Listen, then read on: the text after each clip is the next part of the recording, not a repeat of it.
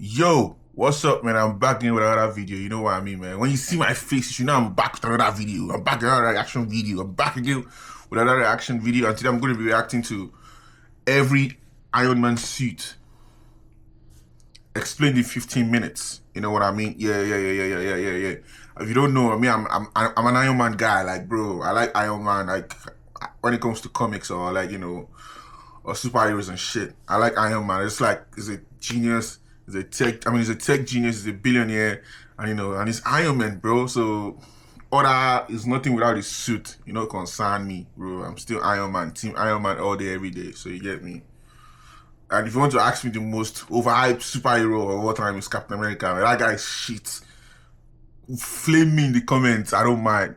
But let's just get into the video. Mark 1. In 2008, Tony Stark was ambushed and captured by the terrorist organization known as the Ten Rings. They forced him to recreate his devastating Jericho missiles, but instead, with the help of fellow captive Ho Yinsen, Tony secretly constructed the Mark 1 Iron Man suit using nothing but scrap metal and improvised machine parts, all in a desperate attempt to escape. The Mark 1 was crude but deadly. It featured built-in flamethrowers in its gauntlets, a shoulder-mounted rocket launcher, and powerful rocket boosters in the boots that allowed for limited flight, just enough to break free from captivity. The suit was later recovered by Obadiah Stane, who reverse-engineered its design to create his own armored weapon, the Ironmonger. The Mark II. After returning home from Afghanistan, Tony immediately began work on the Mark II Iron Man suit. This version was sleeker, more refined, and equipped with improved weapons and a far more advanced flight system. Most importantly, it was the first suit to integrate Jarvis as a fully operational onboard AI. However, the Mark II wasn't perfect. During high-altitude testing, Tony encountered the suit's infamous icing problem. The armor began to freeze over, causing its systems to fail and nearly sending him into a catastrophic crash. Because of this flaw, the suit was ultimately shelved. Later, the Mark II would resurface when James Rhodes seized the armor. With the support of the U.S. Air Force and weapons upgrades supplied by Justin Hammer, the suit was converted into the first War Machine armor. Mark III. The Mark III was the first suit to feature Tony's iconic red and gold color scheme, with the gold plating made from a titanium gold alloy originally used on satellites, a breakthrough that finally solved the icing problem. This was the moment Iron Man truly became Iron Man. The suit featured fully perfected flight systems, stabilized weapons, and reliable combat performance for the first time. Tony most notably used the Mark III during his final battle against Obadiah Stane in Los Angeles. Although he ultimately defeated the Ironmonger, the suit sustained massive damage in the fight and was left nearly destroyed. Following this, the Mark IV was built using the remaining parts of the Mark III, featuring only minor upgrades and refinements rather than a full redesign. Mark V. The Mark V is the suit Tony famously deployed during the Monaco Grand Prix, stored inside a portable briefcase. This marked the beginning of Tony's shift toward creating specialized armors designed for specific purposes, in this case rapid deployment and mobility. Because of its compact design, the Mark V was actually weaker than the Mark IV in overall performance, sacrificing firepower and durability for portability. Even so, it proved effective, allowing Tony to defeat Ivan Vanko during their high-speed confrontation. The Mark VI suit was specifically designed to integrate with Tony's upgraded triangular arc reactor. It introduced new weapon systems, including wrist-mounted lasers, and visually featured a triangular arc reactor in the chest rather than the traditional circular design. However, the suit had one notable drawback. Its internal mechanisms made it more difficult for Tony to exit quickly, and in one instance, this delay caused the armor to sustain heavy damage. The Mark VII began as an unfinished prototype that Tony was still developing, but when Loki threw him out of a window during the Battle of New York, Tony was forced to deploy the suit prematurely, revealing its revolutionary new feature. The armor could automatically assemble itself around him at his command. This became Tony's primary suit during the Battle of New York, and he even used it to take down a massive Chitauri Leviathan on his own. However, the suit had a critical limitation. It wasn't designed to function properly in deep space. After carrying a nuclear missile through the wormhole, the Mark VII lost power. He passed out. Where he narrowly survived. This near-death experience deeply affected Tony, triggering severe PTSD and anxiety. Haunted by the possibility of another world-ending threat, he became obsessed with preparation, rapidly constructing an entire army of new Iron Man suits to ensure this is an Iron Man 3. This is an Iron Man 3. This growing arsenal would eventually become known as the Iron Legion, consisting of armors ranging from Mark 8 through Mark 41. Starting with the Mark 8, this suit was largely similar to the Mark 7th, but featured slightly improved overall performance and maneuverability. The Mark 9 added more weapon systems than any previous suit and could be remotely summoned by Tony from virtually anywhere in the world. This was also the suit Pepper destroyed during the climax of Iron Man 3, punching through its arc reactor and using its arm repulsor to defeat Aldrich Killian. The Mark X introduced upgraded flight Iron Man 3. capabilities, allowing it to fly nearly 3 times faster than earlier models. The Mark 11 followed with minor refinements, most notably a larger, redesigned helmet and slightly enhanced systems. The Mark 12 introduced a new color scheme to Tony's armors and was constructed from a carbon-based alloy reinforced with gold titanium, making it more durable than any previous suit. The Mark 13 marked a return to an all-silver design, continuing Stark's trend of constant innovation.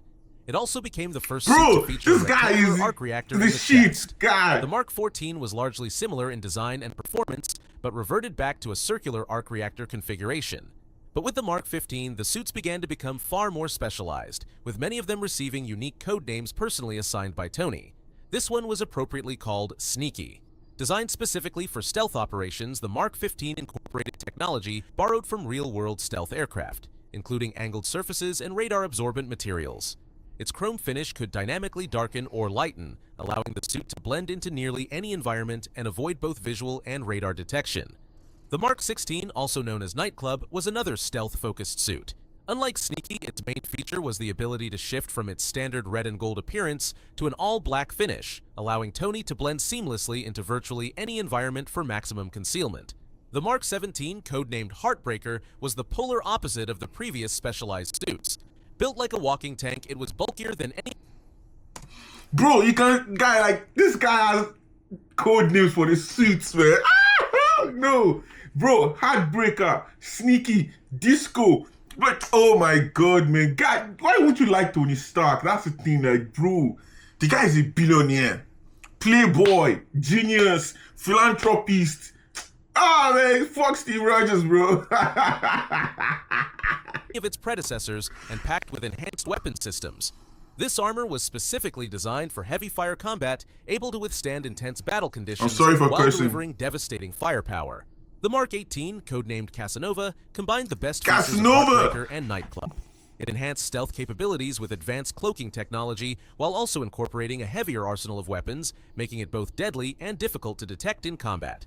The Mark 19, codenamed Tiger, was designed for high-altitude flight and could reach speeds far exceeding any previous suit. Its advanced propulsion systems made it one of Tony's fastest and most agile armors to date. The Mark 20, codenamed Python, featured a sleek black and gold design and was built to prioritize energy efficiency above all else. This allowed Tony to operate the suit for extended periods, making it ideal for long-range missions or prolonged engagements. The Mark 21, codenamed Midas, was one of the first suits, alongside the Mark 20, capable of supersonic flight. My question is, the suits, like, is it powered by the arc reactor on his chest?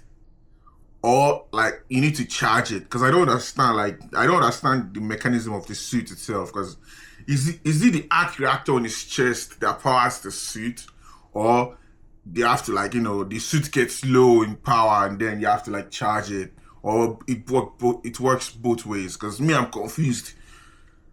Because he said you have to, like, he's trying to manage power efficiency and prolong it. Like, what is his arc reactor that powers the cities? Like, that's my first question for you guys, man. I know there are some comic fanatics and there's some Iron Man fanatics, and probably gonna see this video. Like, what powers the suit? Is it the arc reactor in his chest that powers the suit, or there's like an energizer, like a battery, or that you have to charge, or it's both of them? While it could reach incredible speeds, the technology was still experimental, and Tony continued refining it to achieve fully stable and reliable supersonic performance. The Mark 22, codenamed Hot Rod, featured a bold design with flame decals on its boots, inspired by the Hot Rod car in Tony's personal garage. Interestingly, this suit wasn't originally intended for Tony himself. It was a prototype concept meant to evolve into a second-generation War Machine armor for James Rhodes. However, the design was ultimately destroyed before it could ever be included in Rhodey's active armor lineup. Yeah, this was the party. The Mark 23, the party protocol. Shades, was designed to allow Tony to survive extreme heat conditions. It was one of the few suits he ever built that did not include any offensive weaponry, focusing entirely on protection and environmental resistance rather than combat. The Mark 24, codenamed Tank, was built for heavy firepower situations. As the name suggests, it featured significantly thicker armor, allowing it to withstand sustained punishment while operating in the most intense combat zones. I kind of like the triangle, the circular, arc reactor design than the triangular one. I don't know why, man. I like that OG circular arc reactor, bro. But then the triangular one kept me more alive, when he discovered some element and then he had to like create that shit himself in his house when it was on lockdown with Phil Coulson and all that shit. Yeah. Mind you, I knew Phil Coulson from Agent of the Shield. This is like when I was like, bro, I was like 13 or 14 when I saw that show. My uncle used to watch it. Agent of the Shield, man. Phil Coulson, and there's one lady that was Mary. Her name was Mary. I can't remember the name very, but she was like the pilot and she was a deadly assassin. The Mark 25, codenamed Striker, was equipped with massive jackhammer arms, turning it into a tank-like powerhouse on the battlefield. Tony deployed this suit during his fight against Aldrich Killian, where its sheer strength proved invaluable. The Mark 26, codenamed Gamma, was similar in design to the Mark 25, but featured one striking upgrade. It could withstand gamma radiation. Its green color scheme was also a clear nod to the Hulk, reflecting the suit's unique resilience and power. The Mark 27, codenamed Disco, I wonder if the Hulkbuster makes it to this list. Because, bro, the Hulkbuster has to make it to this list. That's my favorite suit of all time. Like, the Hulkbuster. I have to see one day, I'm literally going to buy the, what do you call it? What do you call these things, bro? What do you call these things? Ah, shit. Why did I forget? Why did I forget? I mean, when I remember, I'll have to say it. But there's this thing that, you buy, right? It's like a toy. Ah, shit, man. The figure. Like, I have to buy the Hulkbuster figure, man. The Hulkbuster. But I have to buy that shit one day. I saw one for like $1,500, man. I was like, nah, I don't have that money yet. But one day I will buy that shit, and I'm going to unbox it on this channel when I buy it. One of the most visually striking Iron Man suits Tony ever built, featuring vibrant blue and orange colors. Despite its bold appearance, it was actually a stealth suit, far more advanced than any of its predecessors. Its technology allowed the armor to blend into its surroundings like a chameleon, dynamically changing colors to match the environment. Unfortunately, we never got to see this suit in action. The Mark 28, codenamed Jack, was specifically designed to protect its wearer from high levels of radiation, prioritizing defense and survivability in hazardous environments over combat capabilities. The Mark 29, codenamed Fiddler, drew inspiration from the Fiddler Crab, featuring one oversized jackhammer arm alongside a standard-sized arm. This unique design allowed it to combine heavy construction power with greater maneuverability on the battlefield. The Mark 30... Bro, man had, like, this is what happens when you have too much money and too much time. You just build shit. This is like a leisure time protocol for this guy, man. This guy was like, okay, man, I can just build shit. I built my company to $1 billion company. Then what do I do, man? Just build some defense system for myself. That's gonna be like, bruh, shit, man. Why wouldn't you love this guy? Codenamed Blue Steel, was primarily designed for energy efficiency, allowing Tony to operate it for extended periods. Despite its focus on endurance, it also featured hidden wrist-mounted blades that could be deployed when needed. The Mark 31, codenamed Piston, was one of Tony's fastest suits to date, capable of reaching speeds exceeding Mach 4. Its advanced propulsion systems made it ideal for high-speed flight and rapid response missions. The Mark 32, codenamed Romeo, was most notable for its incredibly powerful chest-mounted repulsor, capable of delivering devastating energy blasts. The Mark 33, codenamed Silver Centurion, reintroduced deployable blades to its arsenal, which Tony famously used to sever Aldrich Killian's arm during their battle. The Mark 34, codenamed Southpaw, was designed specifically for responding to natural disasters such as floods and tornadoes. Its specialized tools and reinforced structure made it ideal for rescue operations in extreme conditions. The Mark 35, codenamed Red Snapper, was the successor to the Mark 34, retaining its focus on disaster response. Unlike its predecessor, it featured two large retractable claws instead of just one, improving its versatility and effectiveness in rescue operations.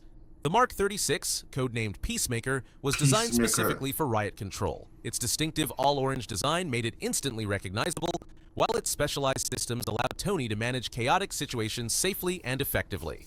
The Mark 37, codenamed Hammerhead, was Tony's first suit designed for full underwater operation. It also introduced infrared scanners, giving him... But wait, all these suits, are they like according to the comic book? Because, bro, like, why do I have a feeling that you're just making this shit up? Because are they according to the comic books? Because, bro, I don't... Well, okay. I mean, because that's another question too. Like, why do I have a feeling they just made all this shit up? Enhanced vision capabilities in low light and obscured environments. The Mark 38, codenamed Igor, was the strongest suit in the entire Iron Legion. It was built to Iron serve Man as 3. Tony's personal powerhouse, assisting in both battle and heavy lifting survival situations, capable of handling tasks no other suit could. The Mark 39, codenamed Gemini, was Tony's first suit specifically designed for space travel. Equipped with reinforced armor and advanced thrusters, it allowed him to operate safely in the vacuum of space and handle suborbital missions. The Mark 40, codenamed Shotgun, was a hypervelocity suit and the Bro, also I like Bones. Their suit, the Bones suit. I have to like buy the diecast figure like one day. Bones. The fact that the thing could split and just like assemble back. I love that part, bro. I love that part when I think it was in Iron Man 3, yeah, when like when they were fighting Aldrich Killian and his team, and the bones just like splitted into halves. And they went back together. I was like, shit, I love that moment, bro. I love that moment, bro, man. I love Bones, too. Bones is like one of my favorite suits, too. Apart from the Hulkbuster. The Hulkbuster is number 1. Bones is going to be number 2. fastest armor Tony had ever built, capable of reaching speeds of up to Mach 5. Its advanced propulsion systems made it ideal for extreme high-speed flight and rapid response missions. The Mark 41, codenamed Bones, is arguably one of Tony's most unique suit designs and marked the final armor of the Iron Legion. Its standout feature was the ability to separate into individual pieces, each capable of flying independently, giving Tony unmatched versatility in combat and deployment. Yo, I love it, man. 42, I love it. better known as the Prodigal Son, was the iconic suit Tony wore as his main armor in Iron Man 3. Its most remarkable feature was its ability to self-assemble and return to him on command. Tony could even direct the suit to assemble around other people, a capability he used to save Pepper Potts and trap Aldrich Killian. In the final battle, the armor was ultimately destroyed when Tony triggered its self-destruct sequence around Killian, destroying the suit forever. I think it was the same suit that I used to save the president in the plane where Aldrich Killian blasted out, and then you had to like catch everyone on air. Bro, mid-air, bro, man. This guy is just too much, man. The fact that he could like control the suit from anywhere in the world to like just sit down, just tell the suit to go do some shit. It's beautiful, man. He actually saved everybody from the boat on water, and then the suit saved everyone, and then he got hit by his truck. Bro, like that's just beautiful, man. That was beautiful. Mark 43 was nearly identical to the Mark 42 and made its first major appearance during the opening of Age of Ultron. Its most striking feature, however, was the ability to be remotely controlled by Jarvis, allowing Jarvis to stand guard with the suit as a sentry. The Mark 44, better known as the Hulkbuster, was the iconic suit Tony... That's my shit! This my shit! Hulkbuster! God! Veronica, I need another arm, please. Bro, it didn't deploy arm for arm. Oh my God, bro. The shit will deploy arm for him. Veronica, I need another arm. Before I know it. Hulk. Designed collaboratively by Tony Stark and Bruce Banner, it was built to counter an uncontrollable Hulk. The armor featured immense brute strength capable of matching the that's that point. Blow, specialized tools like sleeping gas, and other systems designed for subduing him. It was most famously seen during their duel in Johannesburg, where the intense battle pushed the suit to its limits and ultimately allowed the Hulkbuster to gain the upper hand over the raging Hulk. The Hulkbuster was also the first suit capable of being repaired mid-battle through the Veronica satellite system. This orbital... You see what I'm saying? I'm an Iron Man guy. Like, bro, Iron Man is my guy. I knew about Veronica, bro. Veronica, I need another arm. Oh my God, bro. Deploy replacement components directly from the sky, allowing damaged sections of the armor to be rapidly rebuilt and reinforced in real time during combat. The Mark 45 was the suit Tony wore during the Battle of Sokovia against Ultron. Bro, I don't like most the Mark notable feature 45, was the bro. introduction of Tony's new AI assistant, Friday. With this suit, and with the help of Thor, Tony was able to save the Earth from Ultron's meteor and ultimately defeat Ultron once and for all. The Mark 46 was the suit Tony wore during... I was born to be beautiful. Man, Ultron is the guy. One of the best villains. Ultron, I was born to be beautiful. Man, shit. I gotta watch Ultron coolest lines, bro. Like, man, that guy. Visually similar to the Mark 45, it featured additional arc reactors and was more powerful overall. However, the suit met its end during Tony's intense battle against Captain America and the Winter Soldier, ultimately being destroyed in the confrontation. The Mark 47 was the suit featured in Homecoming. Its most notable feature was the ability to be controlled remotely without Tony inside, which he famously used to monitor and communicate with Peter Parker from a distance. The Mark 48, better known as Hulkbuster 2.0, was the successor to the original What? Hulkbuster and was What? There was a two. Oh, okay. Oh, okay, okay. This was what, bro. They nerfed Bruce Banner, man. They nerfed that guy. Hulk's greatest power was being able to summon himself when he's angry, and the guy couldn't even. I've not seen this. I think I've seen. Is this Infinity War? I think I've seen this one, but I knew there was one that. I think this was a scene where Banner was like, "You guys are cooked" when Thor came in, bro. ironically worn by Bruce Banner during the Battle of Wakanda. Stronger and faster than its predecessor, the suit's full potential wasn't fully showcased due to Banner's limited experience piloting it. Despite this, he managed to use it to defeat Cull Obsidian, though that victory was largely a matter of luck rather than skill. The Mark 49, also known as the Rescue Armor, was specially built for Pepper Potts and made its appearance in Endgame. While it shared many of the iconic abilities of Tony's Iron Man suits, its standout feature was the ability to deploy energy sentries powerful enough to destroy entire necrocraft in a single blast.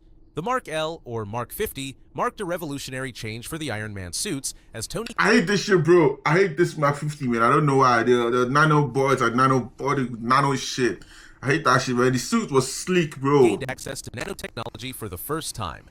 With this advanced tech, he could deploy the suit instantly, repair it mid-battle, and even form a variety of weapons on the fly, from energy shields to jackhammers. Up to that point, it was Tony's most powerful and versatile suit in every way. The Mark 85 was the pinnacle of Tony Stark's Iron Man suits, a direct evolution of the Mark 50. It retained all the nanotech capabilities of its predecessor but was far stronger, able to deploy more advanced weapons and channel immense power with greater efficiency than ever before. Most notably, this suit was designed to house the Infinity Stones in its gauntlet, which Tony ultimately used to destroy Thanos and save the universe once and for all. If you made it this far, please let us know which Iron Man suit is your favorite. Bro, Bones, Hulkbuster, and I think what is he Mark 40? What I can't remember the one, but the one, bro, like man, shit. Bro, I just love Iron Man, bro, man. I love Iron Man. That's the thing. Iron Man is genius, bro. Genius, genius, genius. That guy is just shit, man. It's the shit. It's the shit, man. Thanks for watching this video. I'll see you guys in the next one, man. Peace.